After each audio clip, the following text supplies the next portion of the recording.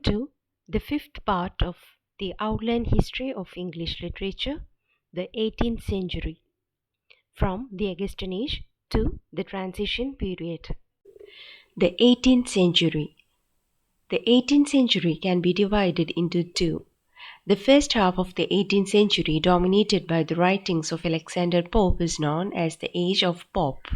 The second half, from 1740 to 85, when Dr. Johnson predominated, is called the Age of Johnson. Augustan literature is a style of British literature produced during the reigns of Queen Anne, King George I and George II in the first half of the 18th century and ending in the 1740s, with the deaths of Alexander Pope and Jonathan Swift in 1744 and 1745 respectively. The 18th century in English literature has been called the Augustan Age, the Neoclassical Age, and the Age of Reason. The term the Augustan Age comes from the self-conscious imitation of the original Augustan writers, Virgil and Horace, by many of the writers of the period. Later, Voltaire and Oliver Goldsmith used the term Augustan to refer to the literature of the 1720s and the 1730s. Rise of political parties. Politically, the rise of the two political parties, the Whigs and the Tories, was an important feature of the age. The Whig party, mainly of the trading class, stood for the preeminence of personal freedom, and the Tories, of the landed classes, supported the view of the royal divine right. In order to propagate their ideologies and programs, both parties bribed the authors and enlisted on their sides the best poets and prose writers who fiercely satirized and unduly praised them under names thinly disguised. In order to get mastery in political struggle, both parties issued a large number of periodicals which were the mouthpieces of their political opinion. This age thus saw the rise of periodical essay and journalism. Clubs and coffee houses. There was a great addition to the number of political clubs and coffee houses which became the centers of social life. These coffee houses were dominated by the party. A Whig would never go to a Tory coffee house and vice versa. The coffee houses which served as the literary clubs were the popular haunts of prominent writers, and they figured prominently in the writings of the day. For instance, Will's Coffee House in Russell Street was frequented by poets and critics. Thus, they gave rise to literary associations such as the famous Scriblerus and Kit Kat clubs. As coffee houses were open to all and sundry, they levelled class distinctions and provided people with a platform to give free expressions to their thoughts. Poetry in the age of Alexander Pope. Poetry in this age was a product of intelligence, reason, and common sense. Then we had the town poetry, which was strictly confined to town. That is, the poets were very much attracted to the fashionable aristocratic society. Then we can see the establishment of a highly artificial and conventional style. The prevalence of satire and the dominance of heroic couplet, that is, rhyming pair of lines in iambic pentameter, were the other characteristics of the age. Alexander Pope is considered as the master of neoclassical school of poetry. His poetry is intellectual, didactic, and satiric rather than emotional and imaginative. His poetic career falls into three periods. In the experimental period, we can see Pope's pastorals, an essay on criticism, the Rape of the Lock, the Messiah, and Windsor Forest.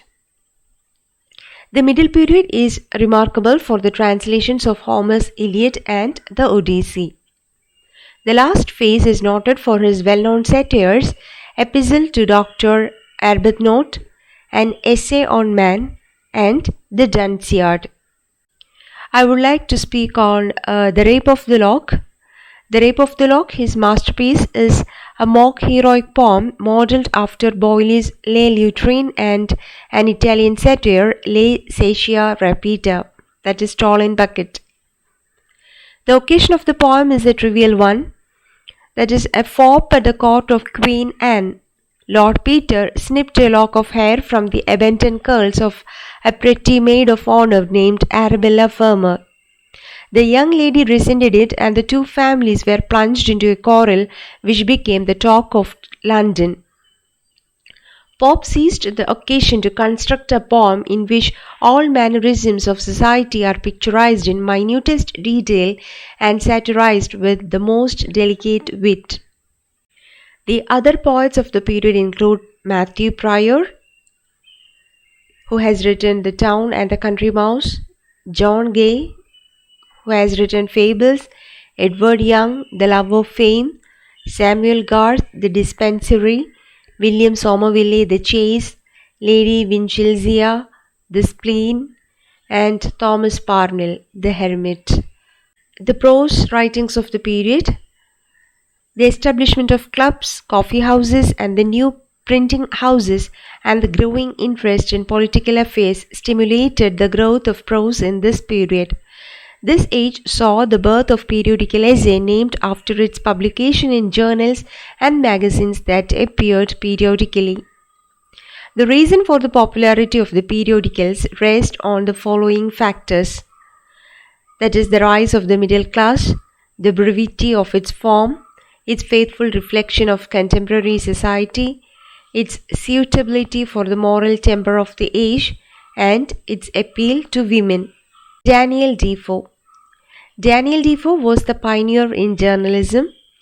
The germs of periodical essay are found in his The Review, which ran for 9 years from 1704 to 1713.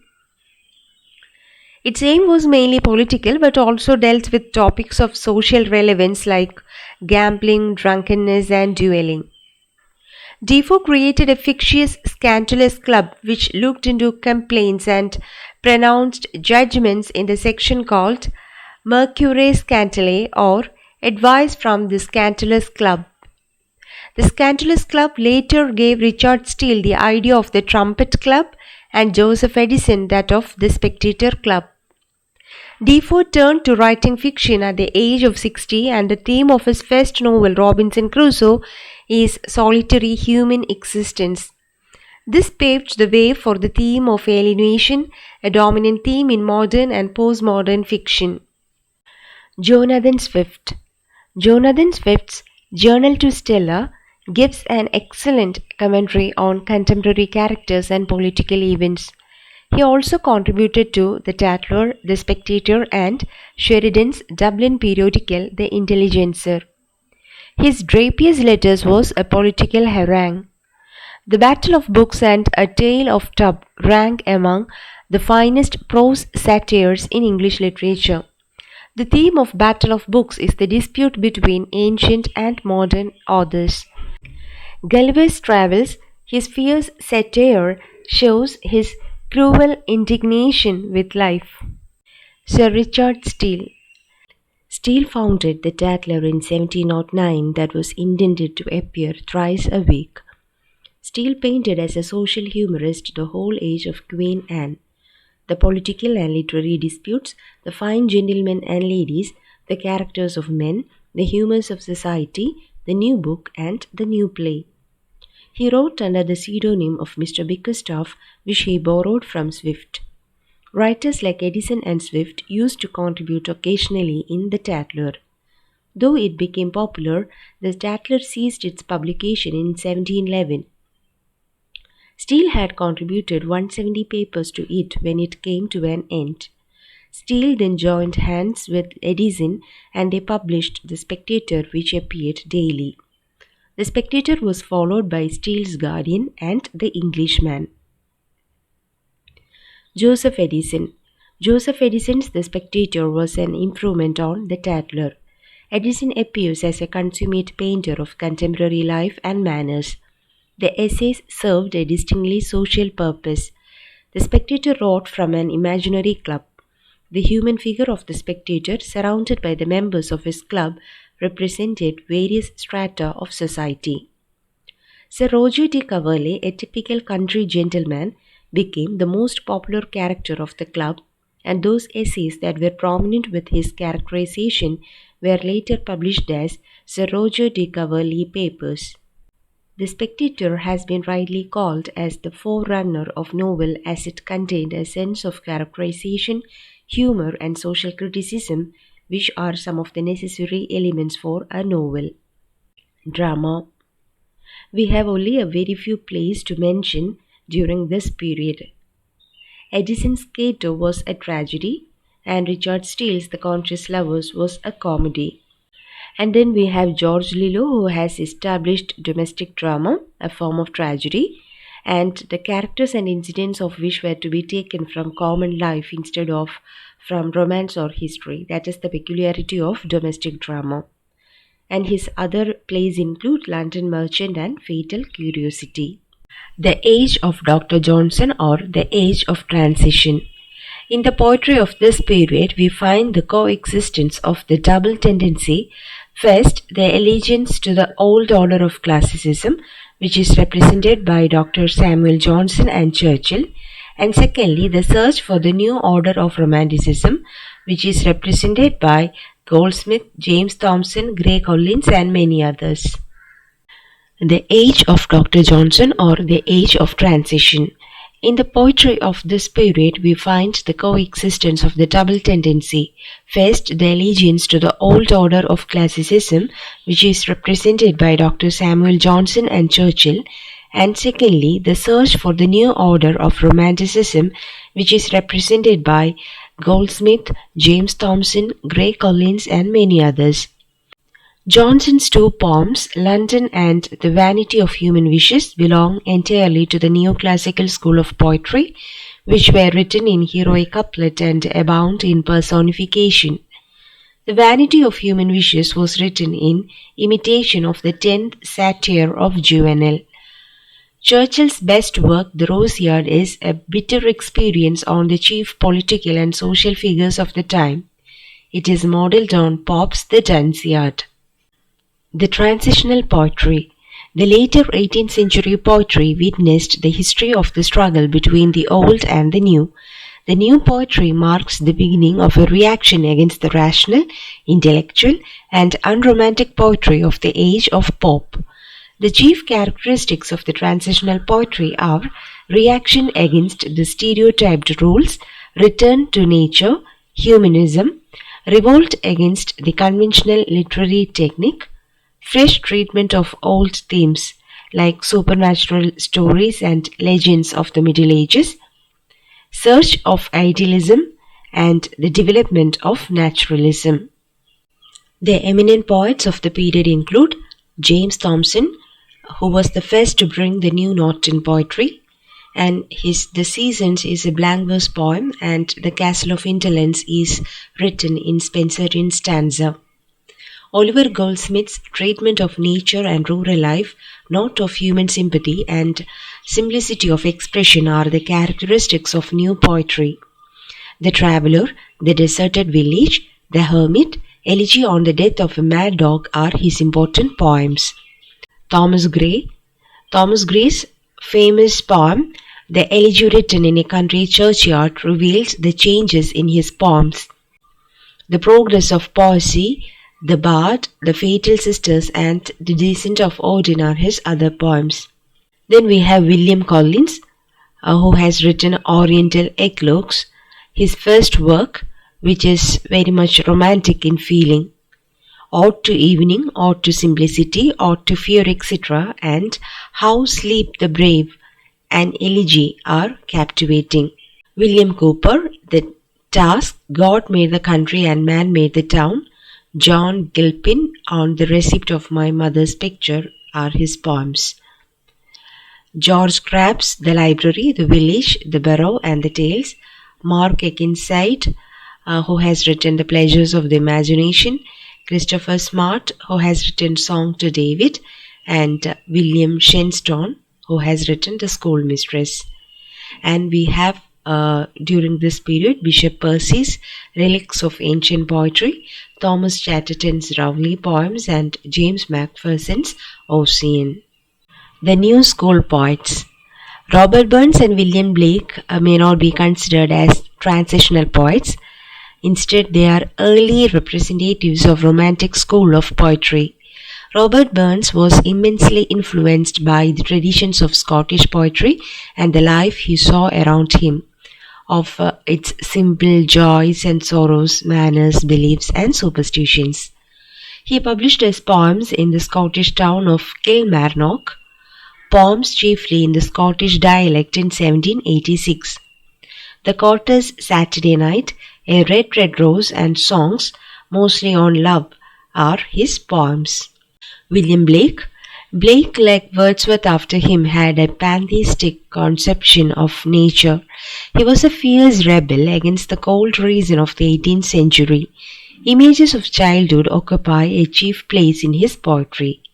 Poetical sketches, songs of innocence, and songs of experience show his love of the country, home, and simple life of childhood. Then to prose, Dr. Samuel Johnson contributed imaginary parliamentary debates to the Gentleman's Magazine. In 1747, he began working on Dictionary of the English Language. He contributed papers to his periodical The Rambler, which appeared twice a week. The Lives of the Poets is his masterpiece. Oliver Goldsmith contributed periodical essays to Monthly Review, The Bee, and Public Ledger. The Citizen of the World is one of the finest collection of essay ever written. Edward Gibbon wrote the historical prose History and Fall of the Roman Empire. David Hume wrote History of England, and William Robertson wrote History of Scotland. Edmund Burke's A Vindication of Natural Society, On Conciliation with the Colonies, and Reflections on the Revolution in France are political prose. Adam Smith wrote The Wealth of Nations, which laid the foundation of modern economic thought. Political Justice by William Godwin expressed his revolutionary ideals. Life of Samuel Johnson, written by Boswell, is the first biography in literature. And letter writings by Lady Mary Montagu, Philip Dermer Stanhope, Earl of Chesterfield, and Horace Walpole are also notable works. Novel. The spread of education and the rise of new reading public, the rise of the middle class, the advent of a new class of female readers, and the spread of democratic movement which emphasized the life and activities of common people were the factors that led to the development of novel during this period. And they developed a new prose style, and we could also see the decline of drama during this period. And the novel in the 18th century blossomed at the hands of the four novelists who are also known as the four wheels of the novel. They are Samuel Richardson, Henry Fielding, Lawrence Sterne, and Tobias Smollett. Samuel Richardson and Henry Fielding. Samuel Richardson published his epoch-making book Pamela in 1740. Its chief fame lies in the fact that it is the first novel in the modern sense. His masterpiece Clarissa, or The History of a Young Lady, is a sentimental novel. Richardson represented for the first time woman's point of view in the history of English fiction. He introduced the epistolary form of novel. Fielding's first novel, The Adventures of Joseph Andrews, was a parody of Richardson's novel Pamela. The History of Tom Jones, Shamila, and Amelia are his other works. Realism and boisterous humor are the keynotes of his works. Smollett and Sterne. Tobias Smollett followed the tradition of the picaresque novel. The Adventure of Roderick Random, The Adventures of Peregrine Pickle, and The Expedition of Humphrey Clinker are his novels. His novels are called episodic or panoramic novels as they are simple strings of adventure which are not organized into an artistic whole. He depicted the various aspects of sea life very vividly and realistically. Lawrence Sterne is important for reinstating emotionalism. The Life and Opinions of Tristram Shandy and A Sentimental Journey through France and Italy are the two novels that enabled Sterne to get immediate recognition. These novels are distinguished by their blend of pathos and humor. Other writers include Oliver Goldsmith, who has written Vicar of the Wakefield, Henry Mackenzie's The Man of Feeling, William Godwin's Caleb Williams or Things as They Are, Miss Fanny Burney's Evelina, Cecilia, Camellia, The Wanderer, etc. Gothic Novel. Gothic Novel or the Novel of Terror. It is a prototype of historical novel. It drew its inspiration from the interest in the revival of medieval life and art in Gothic castles, in artificial ruins, in Gothic churches and cathedrals. The novelist resorted to the use of ghosts, portents, and satanic forces in order to arouse emotions of awe, mystery, and terror. Horace Walpole's Otranto, Mrs. Anne Radcliffe's The Mysteries of Udolpho and the Italian, William Beckford's The History of the Caliphatic, Matthew Lewis' The Monk, Miss Clara Reeves' Old English Baron, Maturine's The Fatal Revenge, and Mary Wollstonecraft Shelley's Frankenstein are the most popular novels of the period. Drama. Jeremy Collier, in his pamphlet A Short View of the Profaneness and Immorality of the English Stage, published in 1698, voiced the middle-class uneasiness and concern at the grossness and vulgarity of the comedy of manners. This paved the way for the advent of sensibility in place of wit and immorality in comedy. This comedy offered them powerful stories full of pathetic and touching scenes which made them weep for the distress of the lovers. Steele's The Conscious Lovers, Hugh Kelly's False Delicacy, and Richard Cumberland's The West Indian are regarded as the best examples of sentimental comedy. Sentimental comedy could not cater to the essentials of a great comedy like wit and humor, verbal dexterity, and skill in characterization. But somehow, sentimental comedy could not cater to the essentials of a great comedy like wit and humor, verbal dexterity, and skill in characterization. Anti-sentimental comedy.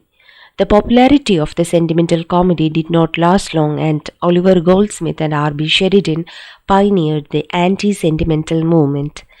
In the preface to his anti-sentimental comedy, The Good-Natured Man, published in 1768, Goldsmith exposes the hollowness of sentimental comedy. She Stoops to Conquer is notable for its bright, whimsical humor and a fresh charm of dialogue. Sheridan's Rivals was a huge success. His best play, The School for Scandal, was brilliant in its execution of characters and dialogue. The Critic, or A Tragedy Rehearsed, is his yet another play. And we have a very few tragedies published during this period. They are Dr. Johnson's Irene, John Holmes's Douglas, and Joanna Baillie's Count Basil and de Montfort. So that's about the Augustan Age. Thank you so much for watching, and please wait for the next part on the Romantic Age. Thank you so much.